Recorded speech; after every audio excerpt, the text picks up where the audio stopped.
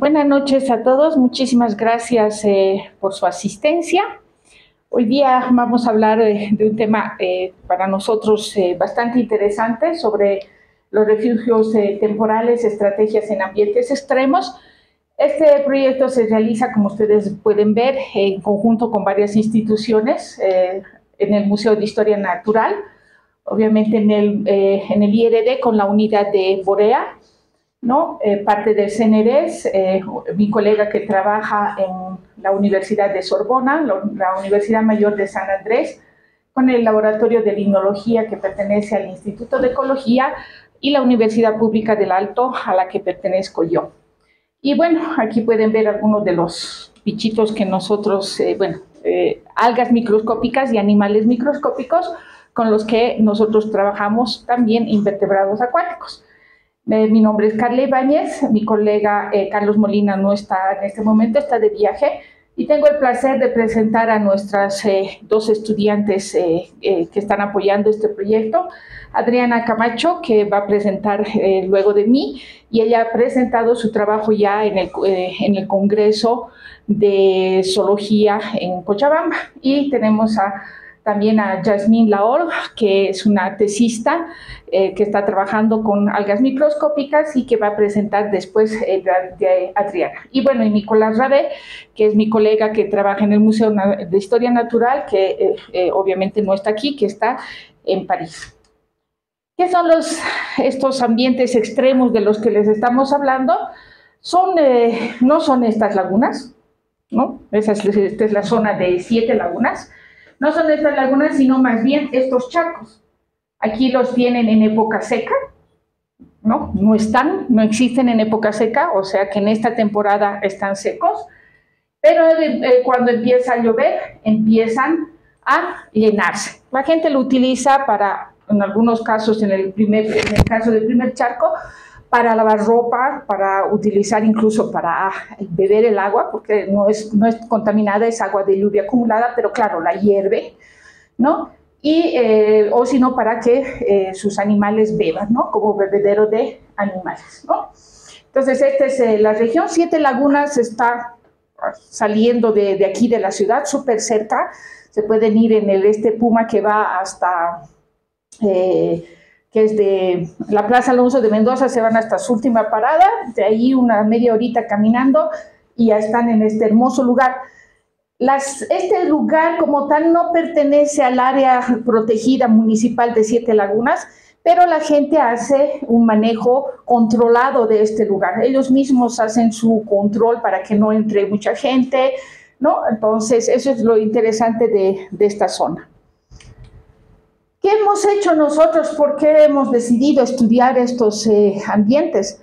Ha sido porque, con Carlos Molina y varios que están aquí tenemos otra tesista también, se han empezado a estudiar los invertebrados acuáticos dentro de un proyecto que se llamaba Férrea, donde se han hecho varios muestreos en diferentes lugares del altiplano boliviano, alrededor del lago Titicaca, ¿no? Sobre todo en esta zona, ¿no? de La Paz, ¿no? Y mi colega me dice, no hay charcos por ahí, de los que les digo, ¿no? Nicolás Rabé, y le digo, charcos siempre hay muchos en La Paz, ¿no? Por todo lado. Y me dice, ¿por qué no colectas el sedimento y vemos qué hay? Y bueno, entonces, todo obediente, he colectado el sedimento de los charcos que habían allí, y se los he enviado a la tierra, como pueden ver ustedes en frascos, y él los ha hecho eclosionar allá, ¿no? En un ambiente para él controlado, porque Francia tiene diferentes climas, tiene los 4 climas, invierno, verano, primavera y otoño. Aquí no, tenemos solamente época seca y época de lluvias, y me mandó videos de lo que ha eclosionado. Y era pues súper impresionante, ¿no? Porque había bastantes organismos, y hemos regresado en época donde ya había agua, y realmente la biodiversidad en esos lugares era bastante, ¿no? Entonces, ¿qué hemos hecho? Nosotros hemos decidido hacer lo mismo que él hacía. Primera vez que también en Bolivia hacíamos este tipo de experimentos, pero a diferencia de él, que tenía que poner luz y hacer relativamente controlar incluso la temperatura, nosotros no hemos necesitado hacer esto, ¿no? Simplemente hemos comprado estos tachos plásticos y hemos puesto el sedimento, la tierra, y hemos hecho el proceso de eclosión. Hemos tomado nosotros las medidas, ¿no?, de físico-químicas para saber cuáles eran las características de este lugar. Entonces aquí les voy a mostrar un videíto.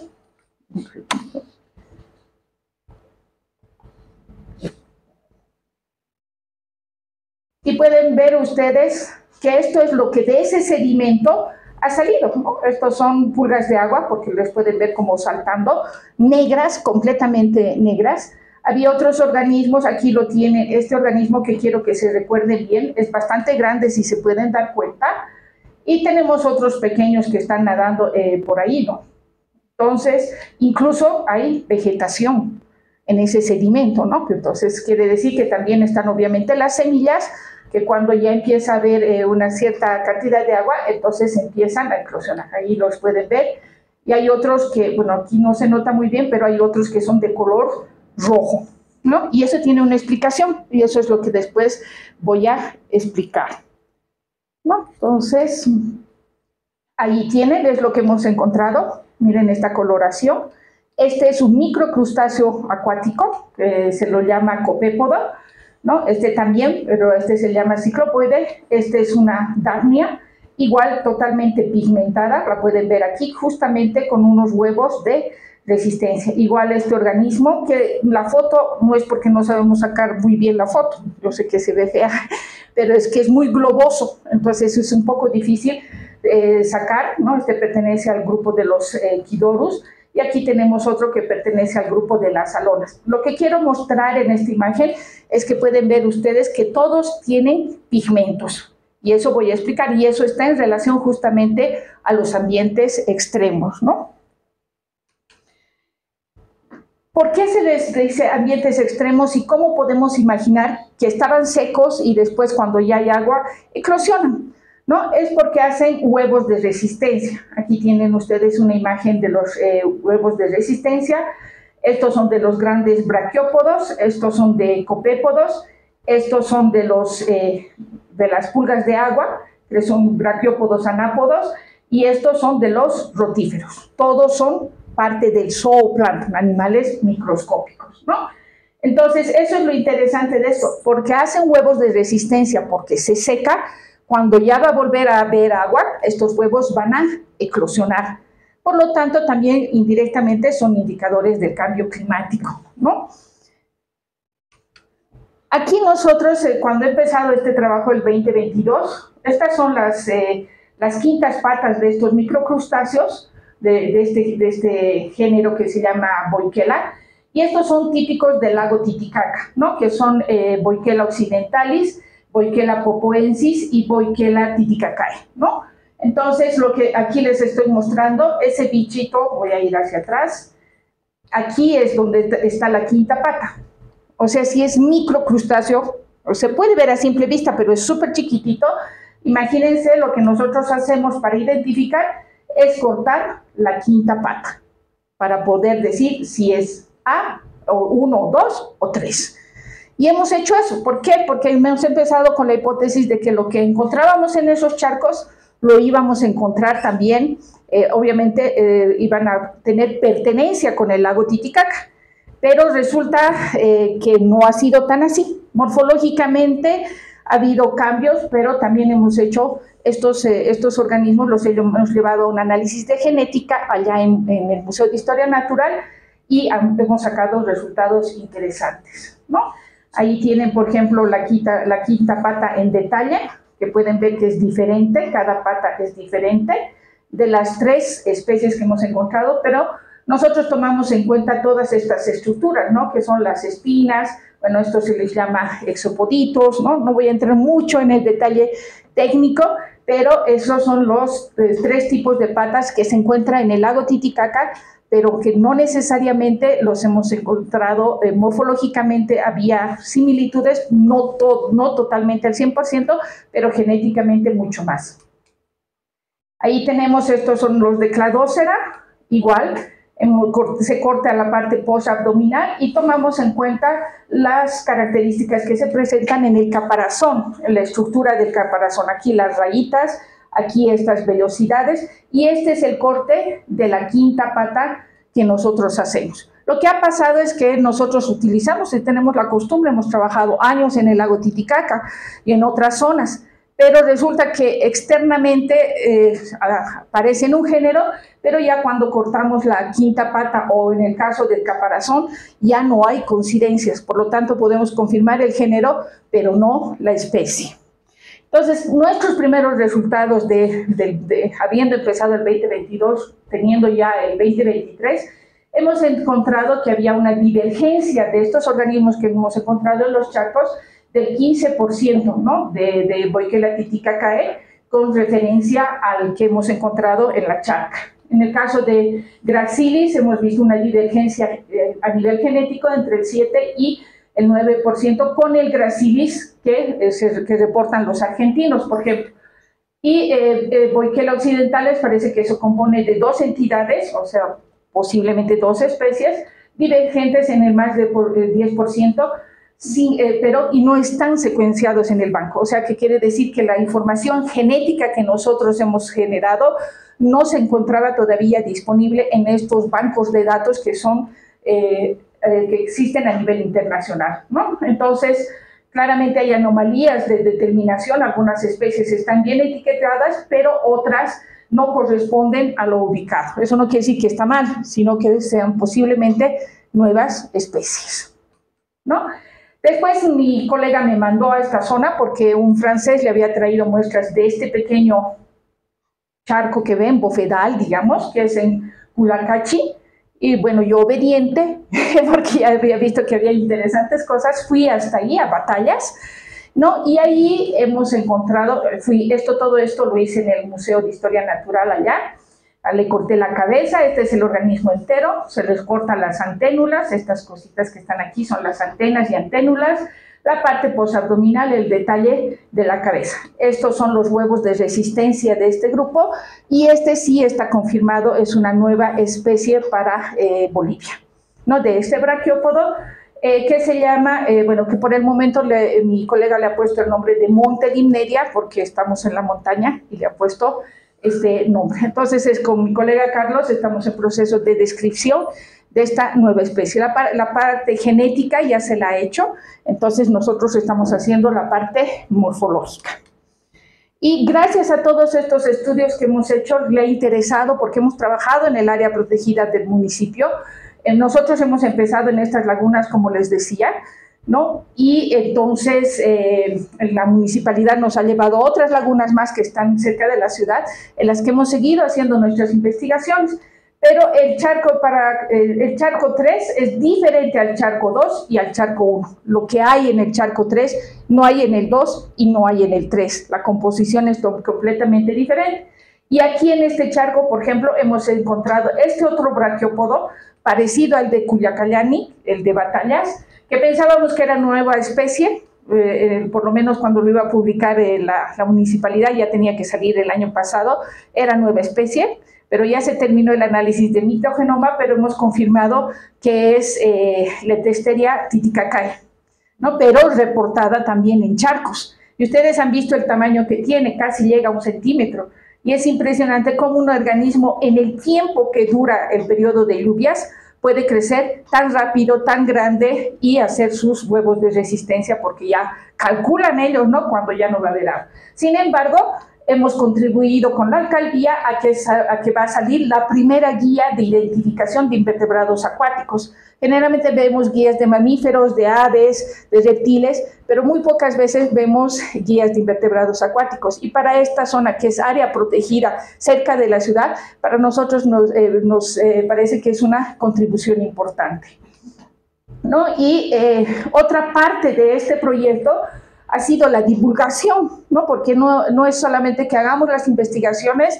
Hoy día les he hablado un poco de divergencia, tal vez alguno no me entiende muy bien, pero es importante que la comunidad vea lo que tiene en su cuerpo de agua para que se sienta más apropiado de su región y sepa lo que tiene ahí para valorar. Entonces hemos hecho los talleres en Limanipata, que es al frente de 7 lagunas. Hemos hecho un póster que les vamos a regalar al concluir la charla a todos ustedes, y a los que hacen preguntas va a haber premio también. Así que, y la gente del lugar estaba súper interesada, los niños, es por eso que hacemos este tipo de material, porque los niños están interesados, les gusta ver las imágenes, ¿no? Nos ha ido muy bien. Aquí mi colega, por ejemplo, hemos sacado muestra de agua y les hemos mostrado los organismos nadando en ese momento, ¿no? Y eso les motiva a los estudiantes, les interesa a la comunidad, ¿no? O en este caso a los vecinos, ¿no? Porque ya es una parte urbana. Entonces es importante los talleres de divulgación. Todos estos análisis que estamos llevando a cabo, estas características hacen que los animales de los charcos temporales sean buenos indicadores para monitorear el cambio climático. Y es necesario desarrollar hoy el estudio de estos charcos temporales en la región del altiplano.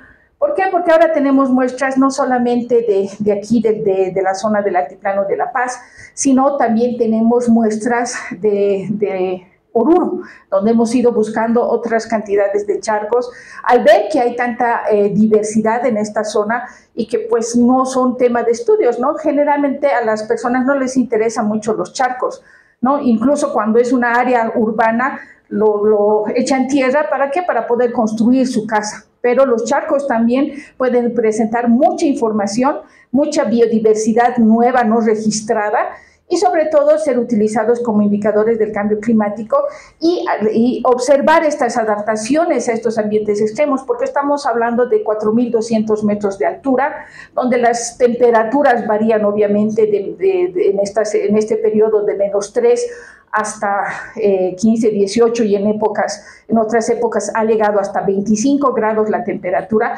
Y esa coloración negra, roja que ustedes han visto, que les he presentado, resulta de que es una adaptación también a la intensidad de UV. Nosotros somos morenos, ¿por qué? Porque justamente hay fuerte radiación solar y por esta razón entonces no tenemos el color de piel tan blanca, pues estos organismos también están haciendo eso.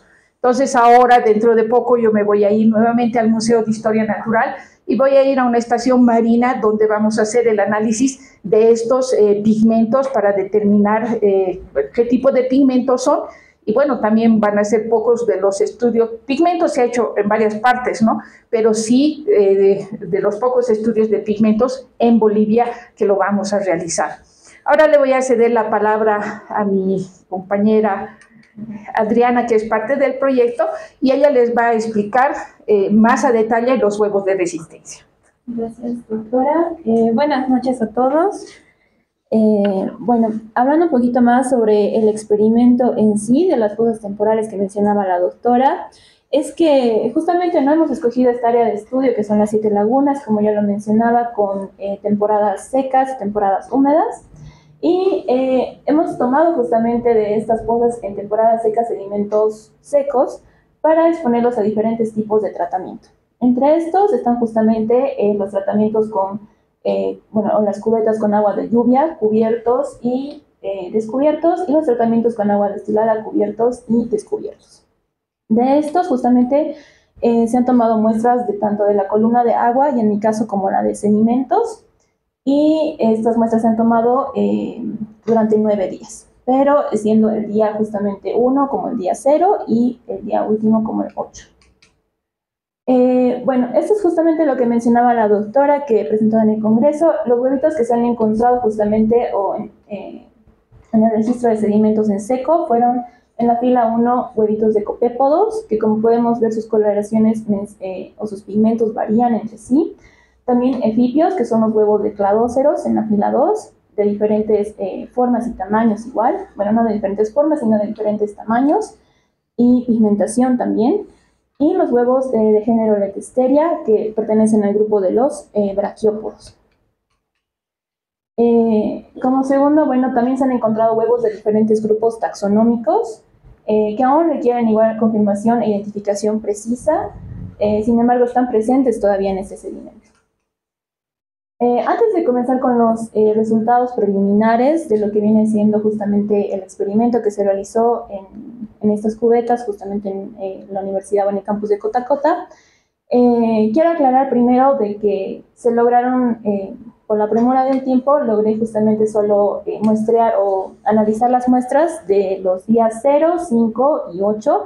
Esto para tener como datos de las condiciones basales, intermedias y finales de todo el experimento. También aclarar de que solo pude analizar una réplica por cada tratamiento en el caso de sedimentos, por lo que estamos viendo acá en las tablitas son los grupos totales encontrados con respecto al sedimento en los días 0, 5 y 8. Entonces es bastante interesante. En el día 0 comenzamos con condiciones basales, por ejemplo, en agua de lluvia destapada con 3 grupos presentes, en lluvia cubierto con 2, en destilada cubierto con 4 y en destilada destapada con 3 grupos. Después, para el día... perdonen, estamos viendo acá los grupos totales. Para el día 0, acá recién estamos viendo lluvia destapada con 3 grupos, lluvia cubierto con 1 y destilada cubierto con 5. Después, en destilada destapada vemos 4 grupos. Para el día 5 vemos que el número de grupos totales baja, por lo que vemos en lluvia destapado, 5 que son aumentado, pero en el resto de los tratamientos ha bajado. Y esto puede, deberse a que han habido primero organismos que se han ido adaptando y después ya no han soportado tal vez las condiciones en las que se encontraban. Después, en el día 8, con respecto a los sedimentos, igual han ido reduciéndose o manteniéndose grupos. Con respecto a lluvia destapado, se han reducido a 3, en lluvia cubierto a 2, en destilado cubierto a 2, y han aumentado en sedimento de agua destilada destapada. Y esto justamente, como podemos ver aquí, la diferencia es que en lluvia destapado tenemos más grupos que en lluvia cubierto, o sea, en los tachitos donde estarían protegidos de la luz UV, y en destilada destapado también. Y esto se puede deber a que justamente tal vez la luz o la radiación UV ha ayudado a que hayan más microalgas o algas que hayan tal vez ayudado a la alimentación de otros organismos. Acá podemos ver en el día 0 los huevitos que se han encontrado. Hay que aclarar que no se han encontrado organismos invertebrados adultos ni tampoco juveniles.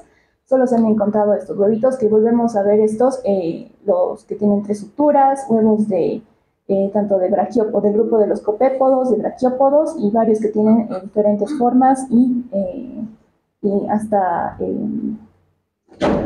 tamaños. Después, en el día 5, vemos también que se han encontrado igual, una diferencia clave es que a pesar de que se han encontrado los mismos, vemos que los huevitos de los copépodos, justamente en sedimentos solamente se han encontrado este tipo negrito o mucho más pigmentado, y los naranjas también. En el día 8 encontramos los mismos grupos, aún en sedimento no se ha encontrado todavía los invertebrados ni juveniles ni adultos tampoco. Con respecto a la columna de agua, se han analizado igual los 3 días, y de sí se podían analizar todas las réplicas por cada tratamiento, por lo que estamos viendo acá son los promedios de todas las réplicas de los tratamientos correspondientes. Entonces, como dato basal, en el día 0 se han encontrado justamente en lluvia destapada 1 grupo, en lluvia cubierta 2, en destilada cubierta 3 grupos y en destilada tapada 5. Aquí, como podemos ver, igual comparando con lo de los sedimentos, en la riqueza del día 5 se han reducido bastante los grupos. En la columna de lluvia, por ejemplo, destapadas hay 0 grupos, y en el resto han reducido a 1. Después, en la columna de agua del día 8, la riqueza, ha aumentado 1, un grupo. En lluvia destapada ha reducido en lluvia cubierta, y han aumentado 2 y 2 a destilada cubierta y destilada destapada. Se han encontrado igual en la columna de agua invertebrados y huevitos. Su presencia o ausencia ha ido variando a lo largo del transcurso del tiempo, ¿no? Podemos ver justamente igual los huevitos de los copépodos, de los braquiópodos, y también huevos blancos translúcidos, huevos de corteza porosa, que se los ha ido separando de acuerdo a su morfotipo, ¿no? Y también se ha encontrado este cladócero perteneciente a la familia Thago. En el día 5 se han encontrado, o como hemos visto, se han reducido los grupos, pero aún así se han encontrado diferentes, presentándose ahora sí el huevo o el efipio huevo de cladócero, y también una seriodacnia, ¿no?, que pertenece al grupo de los cladóceros. Para el día 8 se han mantenido todavía justamente todos estos huevitos, con la diferencia de que los efipios han variado en su morfología, como podemos ver. También se han encontrado todavía los grupos de dafnias y también de seriodacnias. Las diferencias morfológicas por día, bueno, es que podemos ver que en el día 0 no habían efipios, en el día 5 sí habían y eran mucho más grandes a comparación de los del día 8 en el mismo tratamiento. Y también hay que ver que en el agua destilada descubierto habían efipios, pero ya inmaduros. También algo interesante es que no había presencia de seriodacnias en el día 0 en la columna de agua. Sin embargo, en el día 5 ya estaban presentes y eran de mucho menor tamaño que en el día 8, como podemos ver, que no son nanómetros, son micrómetros acá, van a disculpar. Y bueno, lo que varían en sí es el tamaño. Antes de eso, quería decir, bueno, que hay que notar que en sedimentos no se han encontrado justamente organismos adultos o juveniles de invertebrados, y esto es probablemente porque justo el sedimento lo usan solo para los reservorios de los huevos y no así para estar o habitar dentro de estos, ¿no?, los invertebrados juveniles o maduros. Con esto termino yo mi parte y le paso la palabra a mi compañera Jasmine.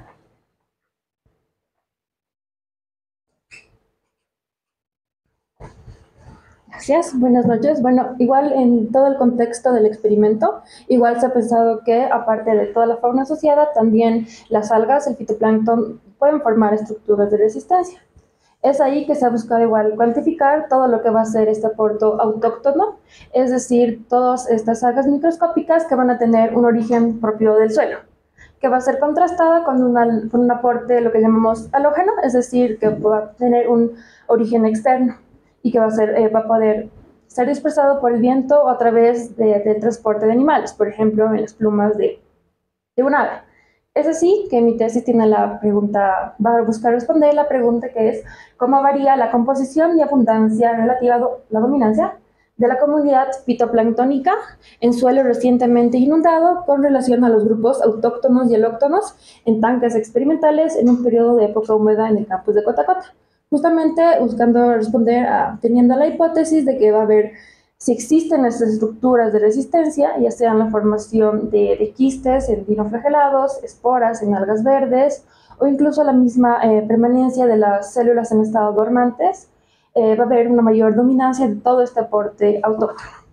Con el objetivo general que va a ser evaluar todo este proceso de colonización del fitoplancton en ambientes acuáticos experimentales en un periodo de época húmeda.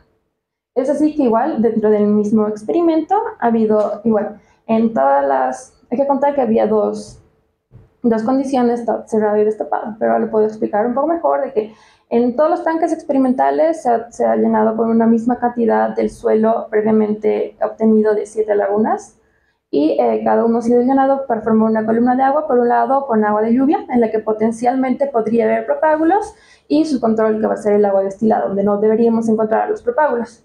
Y también ha habido las condiciones de tanque cerrado y destapado. ¿Por qué? Porque ahí esto nos va a poder ayudar a diferenciar los géneros alóctonos y autóctonos. ¿Por qué? Porque todos los géneros alóctonos, lo que decía que podría ser un origen externo, van a poder aparecer dispersados en los tanques abiertos.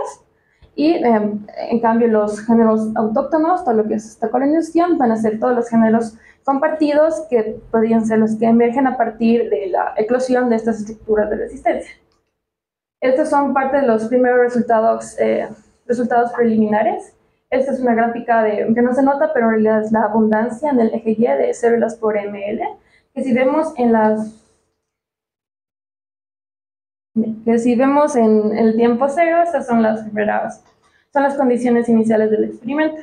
Y los números en color negro son los géneros de origen autóctono, es decir, los que sean compartidos, y los números en color rojo son los géneros de origen alóctono. En tiempo cero hay una abundancia bastante baja, que va a ser, luego lo vamos a ver a detalle, pero son principalmente algas verdes. Pero hay una riqueza similar que sigue siendo entre diatomeas y algas verdes. Pero ya yendo hacia el tiempo 2, vemos que ya hay picos, que son las barras, que son de color verde, que significa que son algas verdes, clerófitas, que ya hay en los tanques destapados, tanto para el control con agua destilada y para los tanques con agua de lluvia, hay una alta abundancia que ya supera los 10.000 células por ml. Y también ya incluso hay un incremento en la riqueza de géneros. Y también ya en el tiempo 2 se encuentra el primer aporte alóctono, que probablemente sea origen dispersión por el viento, que es una alga del género Epitemia, que es una diatomea. Ya en el tiempo 4 es donde está habido el pico de la abundancia. En promedio, podemos ver, hay un pico en la condición que es agua destilada, pero también hay una alta abundancia en el agua, en los tanques con agua de lluvia, que en un promedio está a 35.000 células por ml, pero en una de las réplicas ha habido hasta 59.000 células por ml, que son principalmente algas verdes del género Clamidomonas. Ya en el tiempo 6 vemos que hay una disminución de la abundancia, pero ya hay un aumento en la riqueza de géneros, que ya alcanza un pico de 22 géneros, igual en los tanques con condición de destapado, pero también ya hay otro aporte alóctono, que va a ser una alga verde del género Pediastrum.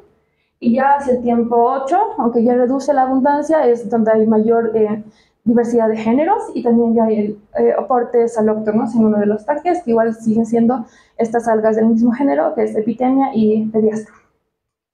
Ahora ya viendo un poco más a detalle cómo varía la composición en base a la abundancia de los géneros en los diferentes tiempos, podemos ver que para todas las condiciones hay una mayor abundancia de algas verdes, que desde el inicio son Clamidomonas, y en menor cantidad el género Chlorogonium. Pero al ser las condiciones ceros, en las condiciones basales, tanto para las condiciones de destapado y cerrado que tanto las condiciones para el agua destilada y para el agua de lluvia, para la condición de destapado, hay una mayor cantidad inicial de diatomeas del género Fragilaria para la condición de agua de lluvia, pero para las condiciones de tanques cerrados, tanto como para agua de lluvia y agua destilada, ya hay igual un incremento de las algas, lo que se ve en color plomo, que son las algas charófitas, del orden desmidiales, que va a ser principalmente Cosmario. Y dentro de lo que es diatomeas, ahí igual se encontraron un gran número de valvas vacías, pero que estas no han sido cuantificadas porque la condición era que igual tengan contenido. Pero son principalmente, como repetía, algas del género Flagellaria y Hanskia. Y también se han encontrado cianobacterias, pero en menor cantidad, siendo desde este tiempo hasta el tiempo 8 las dominantes de un género cianófita colonial que todavía no ha sido identificado. Ya en el tiempo 2 vemos que ya hay una semejanza en las condiciones para el control y para la condición de agua de lluvia, pero que se diferencian de todos los tanques cerrados y abiertos. En los tanques abiertos predominan las clerófitas, que son Clamidomonas, que si recuerdan les decía alcanzaba más de 10.000 células por ml, pero también ya ocurre la emergencia de otros géneros del orden de los volvocales, que es el mismo orden de los Clamidomonas, que son Eudorina, Gonium, entre otros. Pero también ya se ha encontrado dentro de las algas verdes lo que es las esporas de resistencia, que se las llaman cigoesporas en alguna literatura, que todavía en este momento quedan sin identificar, pero luego vamos a ver que siguen apareciendo. Pero ya en los tanques con las condiciones cerradas vemos que hay un incremento en la abundancia de todo lo que son las diatomeas, que sigue siendo principalmente las diatomeas del género Fragillaria. Pero también hay un incremento en todos que son las algas del género charófitas, que siguen siendo los desmidiales, principalmente Cosmario.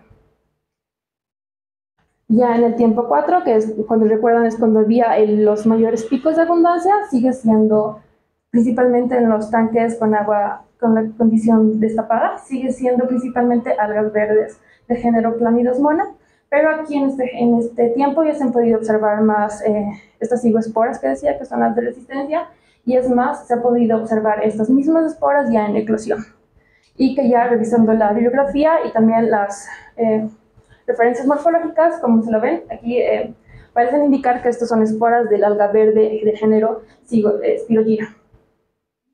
pero ya también sigue la tendencia en los tanques con la condición cerrada, que hay un incremento en diatomeas y también incremento en xerófitas, que sigue siendo del género Cosmarium. Ya en el tiempo 6 sigue esta tendencia, que en los tanques cerrados siguen siendo más xerófitas del género Plasmarium y más diatomeas, pero también ya hay emergencia de otros géneros de diatomeas, que son como Hanae, Tabellaria, Encyanema, entre otros. Y en los tanques destapados, que sigue siendo algas verdes, ya se ha encontrado más cigosporas, pero también ya la emergencia de los filamentos de espirogira, por lo que seguimos creyendo que tal vez estas esporas, o por lo menos parte de estas esporas, son correspondientes al género Spirogyra. Y ya también en parte de los tanques cerrados, de las xerófitas, que es lo que está en color plomo, ya igual la emergencia de otros géneros, aparte de Cosmarium, que son Clusterium y el Acatopsis. Y ya en tiempo 8 es cuando varía más la composición, aunque en los tanques destapados sigue siendo principalmente algas verdes del género Chlamydomonas, igual ya hay la emergencia de otros géneros, como son Dictyospherium y Aspergillus, entre otros. Y también en los tanques cerrados, la emergencia de más géneros de diatomeas, que son Cimbella, Cinerea y Oenotia, que aunque sí hay una mayor abundancia en los tanques cerrados, igual aparecen y están presentes en los tanques destapados.